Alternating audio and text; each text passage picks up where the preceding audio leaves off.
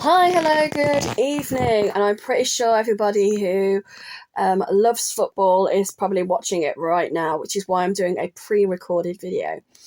So, personally, myself, I don't watch football. That's either going to make people want to subscribe to my channel more or less. That's fine. But, it is England, and congratulations, they have got into the final. So, let's see what happens tomorrow. Wouldn't be my video without a yawn. So tomorrow, just like we've recently had the elections, is either going to be a really, really happy day for people or a positive one. I guess the only thing I hope is that those who have decided to go out and celebrate and support local businesses, local pubs or clubs that are showing the live game, or even those that have obviously decided to celebrate at home and have used their own local off license or super convenience stores. I just want to say it is things like this that actually boost the economy, and it just goes to show how important mental health and well-being and a positive mental attitude can make such a difference to the way people behave. And, and I was recently talking to somebody about that and saying how if we were more like Europe, I think that as a country, the mental health problems that we have here would probably decrease. I'm all for Sundays being the day that you spend with your family, spend with your friends, spend with your loved ones. Why should people feel pressured into working 7 days a week? People should have the choice. Obviously, you are going to have certain industries where they are going to need a level of employers 24/7, 365 days of the year, 7 days a week. But again, I think that needs to be optional. I don't think people should be forced or bullied in the workplace to be told you will work like one Sunday out of every four, otherwise we won't employ you, otherwise you won't have a job. You will work a bank holiday weekend, you will work Christmas Day or Boxing Day or New Year's Eve or New Year's Day or Christmas Eve. There are so many people out there that need jobs, and I'm pretty sure, just like with myself, before I became a parent, I didn't mind working the weekends. I didn't mind working evenings. I didn't mind working Christmas Day, Boxing Day. I didn't mind doing that. I was never paid any more. It got to the point where even those days and those shifts were classed as your normal working day. Whether that should have happened or not, I don't know, but that's what I got told by my employers. And because again, even saying, well, if you was to work these days, we'd pay you more money, was not incentivizing people. So what ended up happening was they ended up bullying their staff into working these shifts.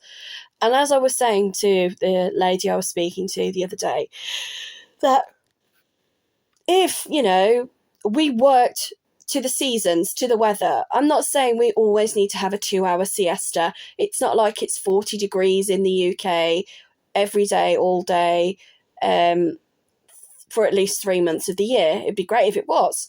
But again, if people had that choice, had that option, and because everything now seems to be on a monthly basis, universal credit is gone to being, I think it's every 4 weeks.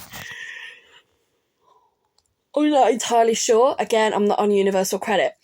But if that's the case, and people are basically being told you are going to get paid on, for argument's sake, the 16th of every month, then every industry will be aware of the fact that on the 16th of every month, without fail, that the weekend following the 16th is going to be the weekend where people are going to have an income and are either going to use it to basically pay to survive, which seems to be the case nowadays, or they're going to go, oh, and I've got an extra 20 quid in the bank, or an extra fiver or whatever, you know what, I will buy that pizza. I will buy that can of pack of 6 Carlin that's on offer, or, you know, oh, you know what, I will buy my children an ice cream, or, you know, maybe I'll consider going to the cinema. Bearing in mind it's like £10 per person now, I believe. It cost me an absolute fortune last week. Oh, to go to the cinema, but my children wanted to see Inside Out 2, and personally it wasn't as good as the first, but that's my own opinion. But I definitely think that programs like that are great for young people, and the way that it kind of tries to educate young people in about mental health and well-being, and how life changes, and the thoughts and the emotions that we have, it has been well thought out. But I definitely think that Inside Out 1 was better, but that's my own opinion. But I think, you know, the main reason why we struggle so much with mental health in the UK is because of the pressure we put ourselves under as a society, as an economy. You know, you will work Monday to Friday, you will work 7 days a week, you will work for national minimum wage. You know, you will pay rent on a house, despite the fact that there's mould in the bathroom, and the window in the front of the house is falling down, and the electrics don't work, at £1,000 a month. You know, you will pay this road tax, you will pay this council tax. And I know people like in London get paid a little bit more, and there's like, oh, because they live in London, they get more benefits, they get more help, they get more support. And that's the same in other areas of the country as well. And depending on what the government believes certain areas of the country should be entitled to. So again, we're not united as a country. We are very much divided. And if anyone had watched the programme recently, or I think it was on Friday just gone, where they were talking about the NHS, and how the NHS in Wales, England, Scotland and Ireland all get different funding, they all get different support. And I think it was so heartbreaking to hear that there was this one lady who was told, yes, we know you have this condition, but you're on a waiting list and it could take up to 7 years before you get the operation you need. And she probably, I mean, I'm only talking from my own experience, has been told, oh, because you can get this operation, why should we give you personal independent payments? In the meantime, she's like barely able to walk, barely able to leave the house. She's in constant chronic pain. And she's been told, we know you're in pain, but you're going to have to wait 7 years. And I think the other most heartbreaking thing was about the lady who died, because she had been diagnosed with liver cancer, and her operation had been cancelled 5 times because there wasn't any beds, or people had been on strike, or there wasn't anyone there to, perform the procedure, or, she was waiting to have an operation, and then again, unforeseen circumstances, because you can't plan, you don't know what's going to happen around the corner. But to have an operation, a life-saving operation, cancelled 5 times, I wouldn't wish that on anyone. And I remember when I had my colonoscopy, I did say about on the day when I was there, I was very lucky that despite the fact that I fell down the staircase, they still allowed me to have my procedure, because I said to them, look, I want this procedure. I am not wanting to go through what I've just been through again to have it. So I was really, really, really, really lucky. But unfortunately, the lady in the bed next to me, she had had her appointment, her procedure cancelled 3 times because her blood pressure was too high. And all they kept saying to her was, you need to speak to your GP, he needs to change your medication. And I remember her joking with the nurse on call and saying, oh, so I'll probably see you in another month then. And she was like, no, you need to see them. You need to have this procedure. And I kept thinking, well, if it is so important for this woman to have this procedure, why aren't they contacting her doctor? Why aren't they ringing up the GP or emailing them or sending them a letter and saying, look, Mrs. So-and-so needs to have this procedure. Please, can you make sure that you reevaluate her blood pressure meds so that she's not wasting her time and obviously NHS time? Because again, she was having this procedure cancelled. That meant that there was 3 times where other people could not have that procedure done, where they may have been able to have just gone in and out on the same day instead of, but I'm just speculating. So tomorrow, like I said, is going to be a life changer for so many people. They are either going to be jumping for joy because we've won the football, or they are going to be chronically depressed and so hungover that they're all going to phone in sick and not go to work anyway. And I'd rather people did that than feel pressured into getting into their cars and driving to work intoxicated and losing their licenses, or, having an accident or causing an accident for somebody else. So if you are celebrating the football tonight, please stay safe, please stay well, please drink sensibly. I haven't seen many of those adverts recently on the TV. There's been a lot about gambling, but none about, hey, if you're celebrating the football, please make sure you drink sensibly during football season, which seems to be the sort of time of year where people tend to maybe drink a little bit more than usual. But I don't know. It's one of those sort of things that still isn't really talked about a lot. About the risks of alcohol. But anyway, I'm going to get off my soapbox about that. So for me, myself, and I, if that's right, this weekend, I just want to give a big shout out to my children's dad. He has been a huge rock, not just for me, but obviously for my children. And that was rock, okay? Romeo, Oscar, Charlie, Kilo. He has been painstakingly trying to fill in all of this paperwork for the Department of Work and Pensions and also run his own business. So as per usual, everything happens in threes. So I have had my letter come, a text message through to say that hopefully by the 18th of this month, my personal independent payments may or may not be reinstated. I've then had another letter come through to say that on the 6th of August, my carer's allowance is going to stop if my son is not awarded disability living allowance. So again, it's like this constant domino effect that everybody who unfortunately is in those kind of like benefit traps is having to deal with. Again, universal credit I can't talk about because I'm not under universal credit. I'm still on the old legacy benefits. But my son, he got really, really upset about it. He was like, Mommy, if your benefits stop, I'm going to become homeless. And I've had to say to him, no, you're not going to become homeless. You'll just live with your dad full time and I will look after you for the 35 hours a week that I would always be looking after for you, which is the minimum requirement for a carer to be looking after somebody in order to be awarded carer's allowance based upon the person they are caring for and their needs and what they need.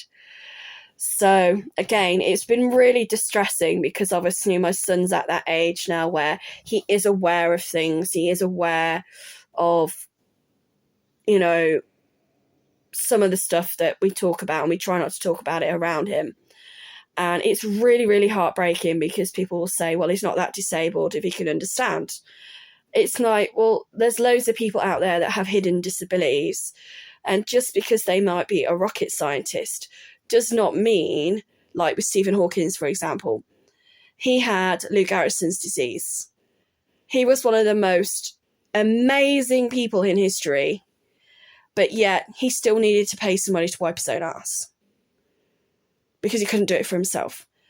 And yet, he was one of the most amazing people in the world. But unfortunately, he ended up getting a disability and an illness that was just devastating and something I would never wish on anyone. And he was really, really, really, really lucky and blessed, because unlike most people with Lou Gehrigtson's disease, who only live somewhere between 3 to 5 years, he had such a long life, and he was such an inspiration to everybody, and he gave people hope. And and that's the sort of people that you want in society, is people that have that sort of strength, and through that strength can help and support others in one way or another. And it just frustrates me that with personal independent payments, for example, that money is there to support people. It is not there to say, oh, because you're on personal independent payments, that you can't work, that you can't study, that you can't, do things. It is there to help you be more independent, to help you with day-to-day living, with things that you struggle with, that you may need potentially a little bit more help or assistance with. Doesn't mean that you can't do it. And this is the argument I had with my employment tribunal. I said there was nothing I could not do.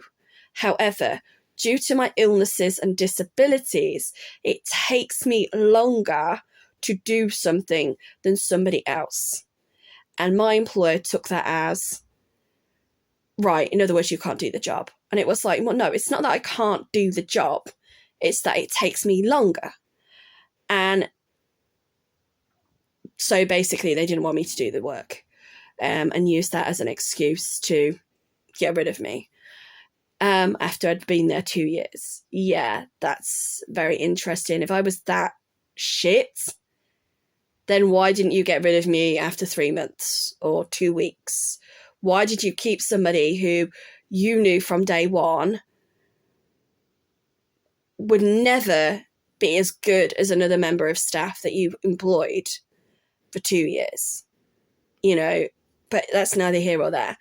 So, like I was saying, with my son, academically, he is doing really, really, really well. But when it comes to other things in his life, he struggles. And we were very lucky to get disability living allowance for him. I don't know whether we will get it now because of all the new changes that have come into play.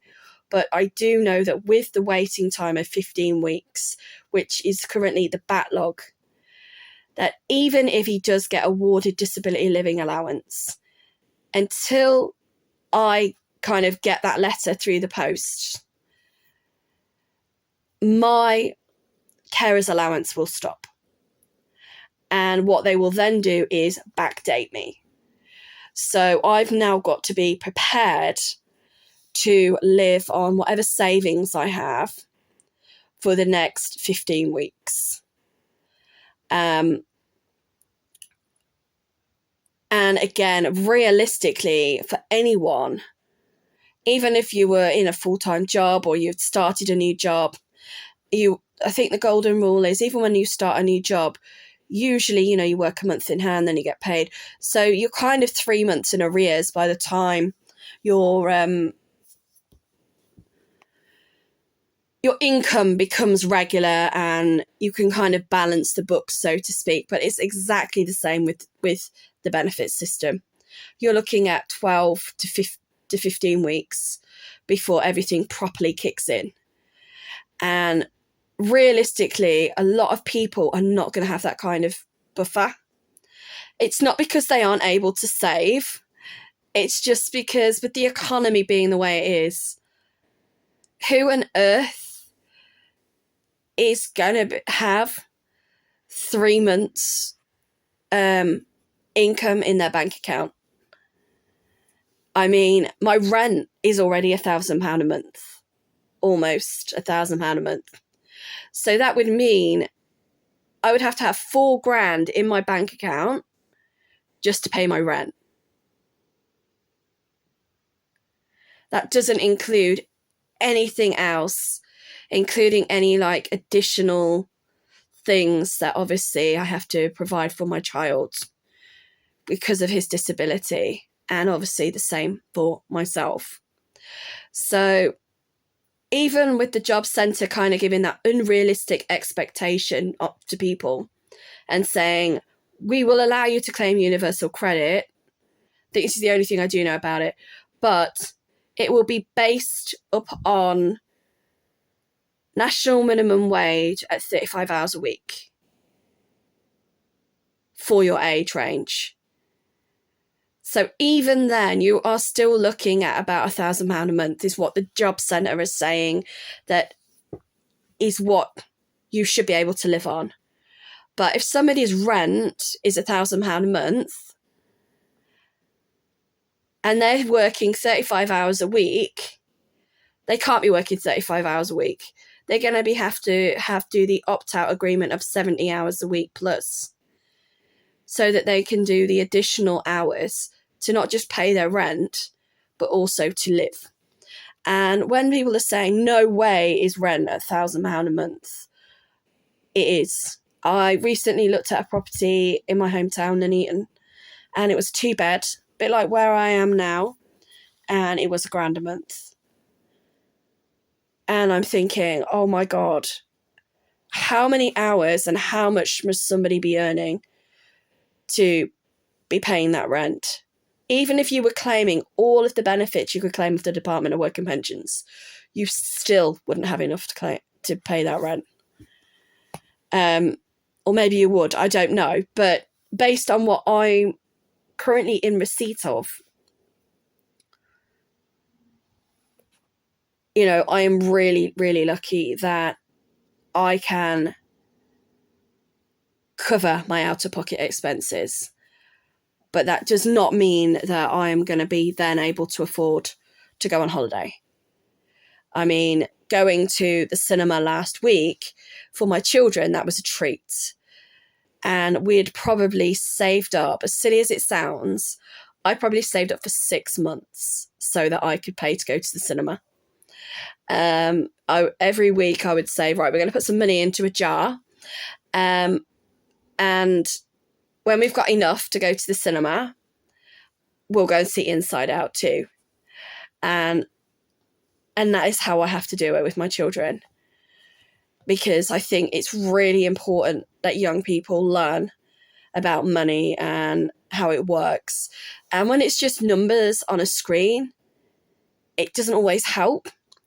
So for them to physically be able to say, okay, here's my pocket money, I'm going to put it in the jar, and I have to save that every single week till I have enough to pay to go and see Inside Out 2, was very disciplined of them. And I was really, really, really proud of my children that they did that. And so, yeah, I'm going to leave it there. So everybody enjoy the football, keep well, keep safe, enjoy the rest of the weekend. I will try and see how the rest of the week pans out with form filling and trying to get into my GP and getting my medical results, etc. But thank you again, everyone who's been listening to me waffle on. Hopefully you can glean some useful information from this. If you can't, I can only apologise. And just want to thank you for taking the time to listen. Again, please, any feedback on what you want me to talk about or anything you want to, discuss, please do so. Again, I just want to point out, if anyone puts anything abusive or inappropriate towards myself or anyone else, then those comments will be removed. So be safe, be well, and be happy. And I think, if we could all do those things, then even for our own mental health and well-being, it is a step forward. So take care of you.